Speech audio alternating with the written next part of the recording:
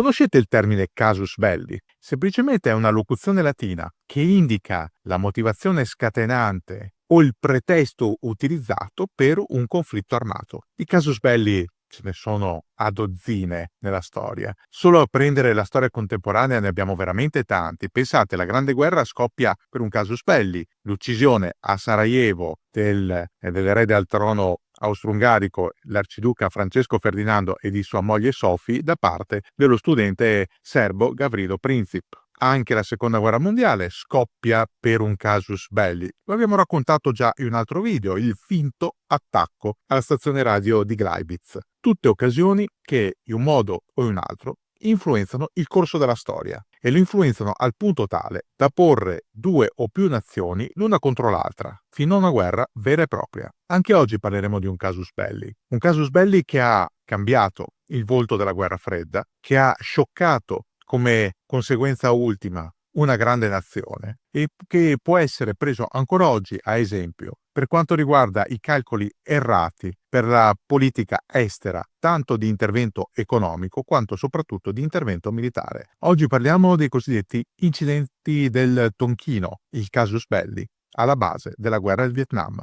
Prima di entrare nel nostro argomento odierno, vi esorto ancora una volta a riflettere sul tema della sicurezza online, soprattutto d'estate che si viaggia di più per andare in ferie o comunque per concedersi un po' di svago, il rischio connesso alla possibilità di agganciarsi a reti pubbliche aperte, non soggette a restrizioni, è maggiore un rischio che riguarda la sicurezza della vostra connessione. Noi di Dentro la Storia abbiamo scelto da molto tempo un partner strategico preziosissimo che è NordVPN, che ci consente di navigare in tutta sicurezza ovunque ci troviamo, da qualunque dispositivo, anche bypassando i blocchi e i contenuti per geolocalizzazione. Anche voi potete utilizzare lo stesso identico strumento di navigazione sicura di NordVPN grazie proprio alla partnership con Dentro la Storia. Vi basterà cliccare nei link che trovate in descrizione al video per accedere alle grandi offerte che riguardano i piani biennali con poderosi sconti,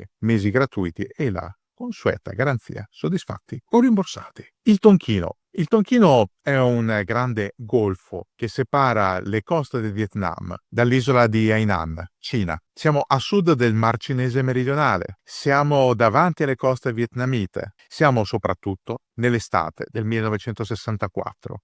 È un'estate calda non in senso meteorologico come quella che stiamo vivendo, ma calda in senso geopolitico e in senso militare. Cerchiamo di fare il punto della situazione. Il sud-est asiatico, l'ex impero indocinese, l'ex colonia francese, è in tumulto ormai da 10 anni.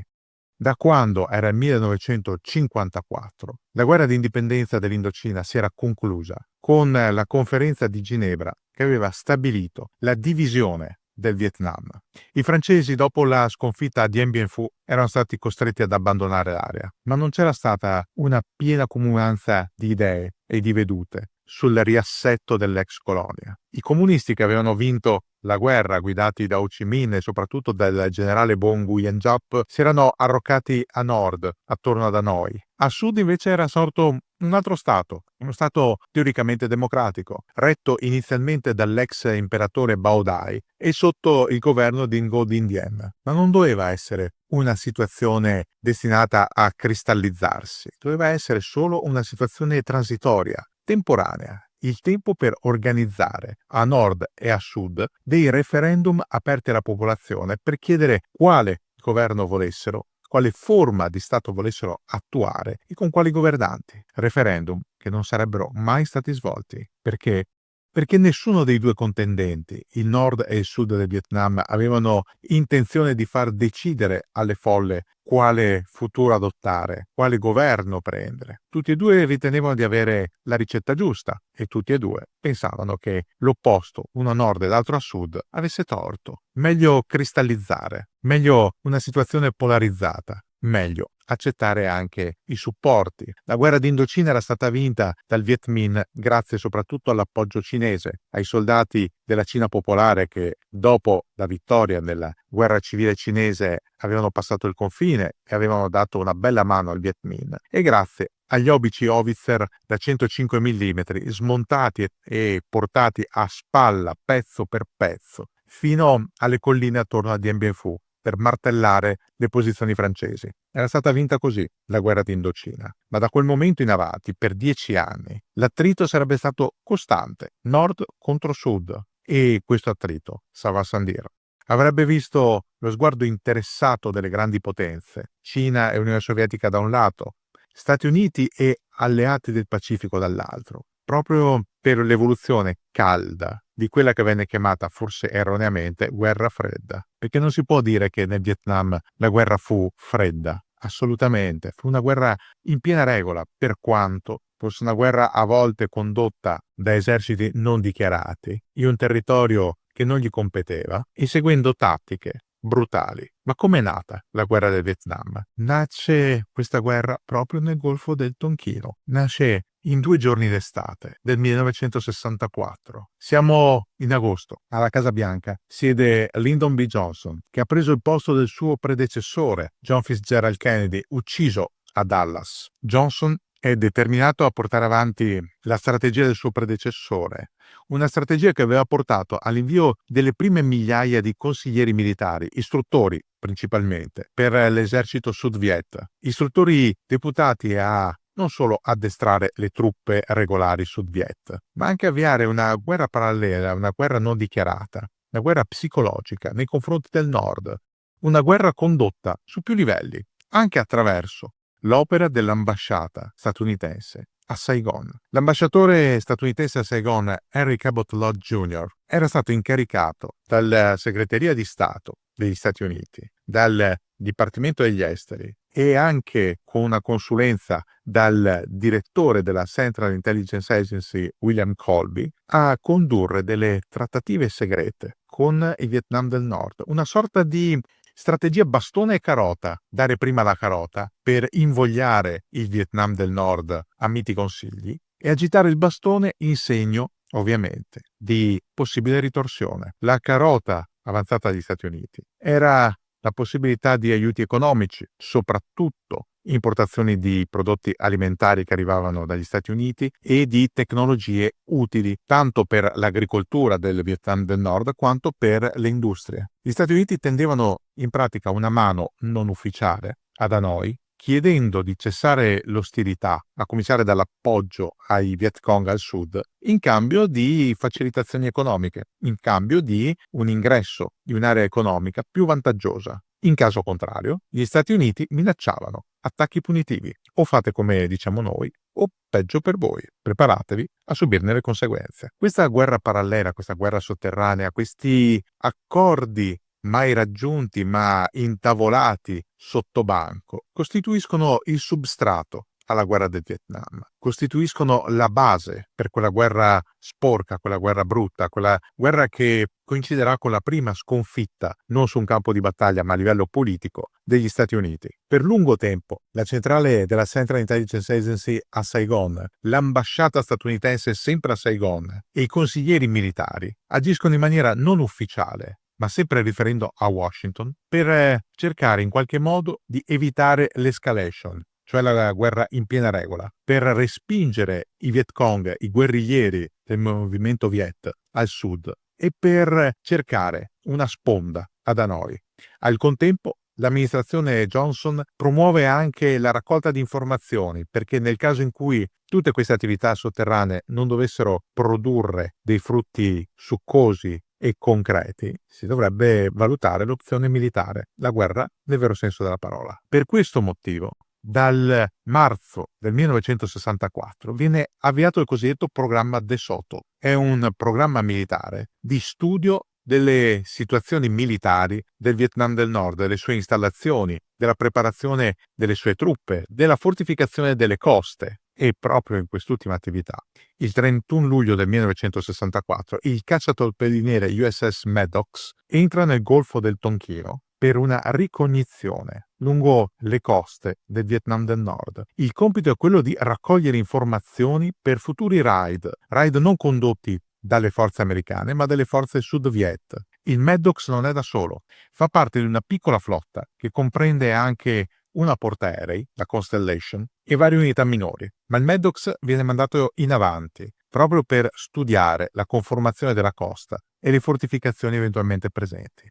È il 2 agosto del 1964, sono circa le 4 del pomeriggio. Il Maddox sta procedendo a velocità di crociera lungo il Golfo del Tonchino. Si trova in acque internazionali, ha diritto a navigare in quel canale senza essere disturbato. Ma è chiaro che l'attività del Maddox risulta sospetta.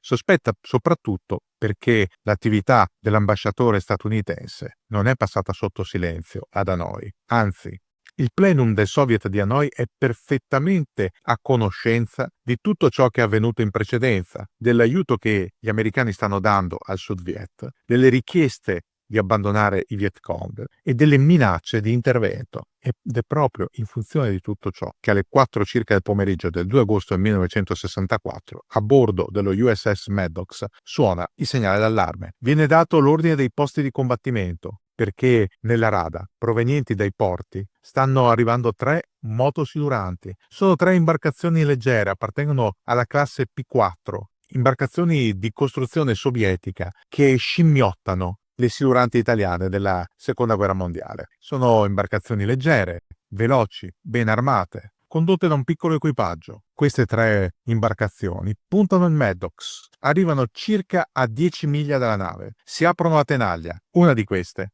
lancia una salva di siluri in acqua. I siluri mancano il Maddox, che secondo le regole di ingaggio brandeggia con i pezzi da 127 mm e spara. I colpi del Maddox arrivano addosso a una delle siluranti, che si incendia e a poco, cola a picco. Secondo il primo rapporto condotto dal Maddox e inviato alla base, l'imbarcazione americana avrebbe subito piccolissimi danni, colpi di mitragliatrice. Addirittura vengono raccolti alcuni colpi a bordo proprio del Maddox, mentre, sempre secondo il rapporto americano, ci sarebbero stati 4 morti e 6 feriti tra i marinai Nord Viet. Immediatamente dopo l'attacco al Maddox, dalla USS Ticonderoga si alzano 4 Crusader, 4 aerei intercettori che pattugliano la zona. Secondo un rapporto, anche i Crusader avrebbero attaccato le motosiluranti Nord Viet, affondandone una. Ma non c'è riprova.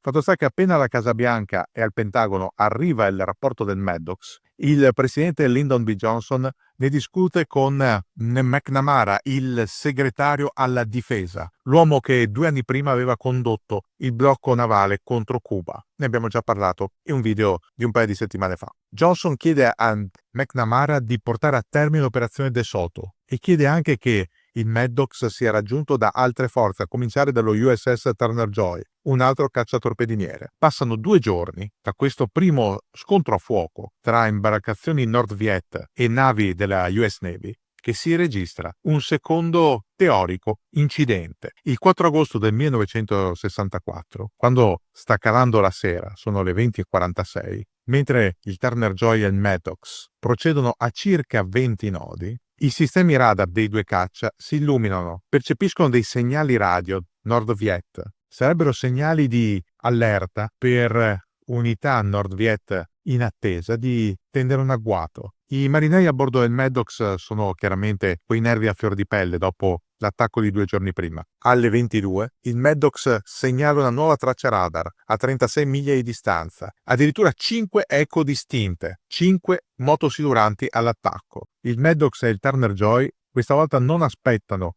il contatto visivo. Sparano coi cannoni di bordo nell'oscurità. Nel frattempo, per evitare eventuali attacchi con i siluri, le 2 unità fanno rapide accostate, manovre di disimpegno e procedono a zigzag, l'ideale per evitare di essere silurati. Al contempo, dal Maddox parte un segnale per la USS Constellation e, ovviamente, anche per la Ticonderoga. Chiedono appoggio aereo. Si alzano in volo 2 Douglas A4 Skyhawk che pattugliano la zona, ma non trovano nessun bersaglio. Com'è possibile? Eppure giurano sul Maddox, il radar non aveva mentito, si erano registrate 5 eco distinte. Forse però era stata solo una suggestione. ma è una suggestione pesante, è una suggestione che provoca delle conseguenze. La prima conseguenza è la cosiddetta operazione Pearl Arrow. È il 5 agosto. Sono passate solo poche ore dalla fine di quella che è una sorta di scaramuccia fantasma, quando la Ticonderoga e la Constellation lanciano 2 ondate di aerei composti da A4 e Skyraider contro installazioni navali e depositi di carburante sul Vietnam del Nord. In questa operazione gli americani perdono per la prima volta 2 aerei, uno Skyraider il cui pilota riesce a eiettarsi e essere posto in salvo successivamente dalle stesse forze americane che accorrono sul posto in acqua per recuperarlo. Un altro pilota, Everett Alvarez, ai comandi di uno Skyhawk, viene abbattuto direttamente sul Vietnam del Nord e catturato. È il primo prigioniero di guerra americano. Subirà 8 anni di prigionia prima di essere autorizzato a tornare a casa. Sarà solo il primo, Everett Alvarez, di una lunga sequela di prigionieri non ufficiali da parte del Vietnam del Nord, di aviatori americani, aviatori che non dovevano combattere nessuna guerra, aviatori che erano lì per obbedire a delle missioni e compiere quelle missioni, nonostante ufficialmente il Vietnam del Nord e gli Stati Uniti d'America non fossero apertamente in guerra. Ma tanto basta perché gli incidenti del Golfo del Tonchino, dal 2 al 5 di agosto del 1964, diano al presidente Johnson la spinta necessaria a firmare la risoluzione che verrà portata al Congresso e lo autorizza Johnson all'escalation, a inviare sempre di più consiglieri militari, materiale, truppe regolari e i bombardamenti che iniziano il 2 marzo del 1965 e proseguono per tutta la durata della guerra. Bombardamenti che dovrebbero spianare la strada alle truppe americane o comunque dovrebbero rallentare l'afflusso delle truppe regolari Nord Viet e dei rifornimenti per i Viet Cong partendo dal nord lungo il sentiero di Ho Chi Minh. I primi contingenti americani sbarcano a Da Nang, dove verrà costruita una grande base dei Marines, l'8 marzo del 1965. Sono soldati baldanzosi, sono convinti di essere stati mandati nel sud-est asiatico per restaurare la democrazia e per fare lo stesso lavoro che i loro genitori avevano fatto in Europa. Si sbagliavano. Non sapevano che stavano andando a ficcarsi in un vero e proprio nido di vespe. Il Vietnam diventerà lo spettro dell'America, uno spettro da agitare in continuazione, ogni volta che l'America stessa appariva troppo baldanzosa. In relazione agli incidenti del Tonchino, molto tempo dopo, Lyndon Johnson ammetterà che i suoi marinai si erano sbagliati. Un primo attacco c'era stato, sì, ma non un secondo. Non c'era bisogno di inviare gli aerei sul Vietnam del Nord, non c'era bisogno di arrivare addirittura a un impegno sempre più forte, sempre più massiccio, fino a contare 500.000 di uomini in armi lì nel sud-est asiatico. Lyndon B. Johnson si era sbagliato, come lui si erano sbagliati i suoi ammiragli e i suoi generali, come loro si erano sbagliati i marinai a bordo del Maddox. Ma quel casus belli, sfruttato per attaccare il Vietnam del Nord, si sarebbe rivelato il peggior errore strategico mai commesso dagli Stati Uniti d'America. Tempo dopo, a guerra finita, lo stesso generale Von Nguyen Giap avrebbe ammesso che in fondo quello del Maddox era solo la ricerca di un pretesto per arrivare alla guerra vera e propria, all'escalation, a quello che sarebbe arrivato. Allora forse anche il Vietnam del Nord sapeva e voleva arrivare alla guerra. Non si è arrivati a uno scontro decisivo tra truppe o navi americane e truppe o aerei cinesi o sovietici, per fortuna, perché in quel caso chissà cosa sarebbe potuto accadere. Sappiamo però che il secondo attacco, quello notturno alla Maddox, fu nel migliore delle ipotesi una suggestione, nella peggiore delle ipotesi una vera e propria montatura, una fake news costruita ad arte per avere il permesso di infrangere le regole di ingaggio e attaccare per primi. Lo si è saputo nel 2010, quando la NSA, la National Security Agency, ha reso disponibili i documenti relativi al caso degli incidenti del Tonchino, ma si è dovuto attendere il 2010. Quanti anni sono trascorsi? 56. 56 anni in cui il dubbio è rimasto e quel dubbio era stato alla base della più disastrosa guerra che gli Stati Uniti potessero mai scatenare e conseguentemente perdere. Una guerra che gli Stati Uniti avrebbero imparato a conoscere attraverso le cronache nelle giungle, l'intervento della cavalleria dell'aria, le trappole esplosive, gli agguati da parte delle pattuglie Vietcong, la guerriglia nelle città, l'offensiva del Tet di cui abbiamo già parlato in un altro video, il non potersi fidare, l'apertura addirittura di un fronte interno con la contestazione da parte della stampa e di buona parte dell'opinione pubblica americana. Tutto ciò fino agli accordi di pace di Parigi, la missione della sconfitta, la sconfitta che non era stata militare, ma politica. E allora oggi che sappiamo la verità sugli incidenti del Golfo del Tonchino, possiamo chiederci, ma l'America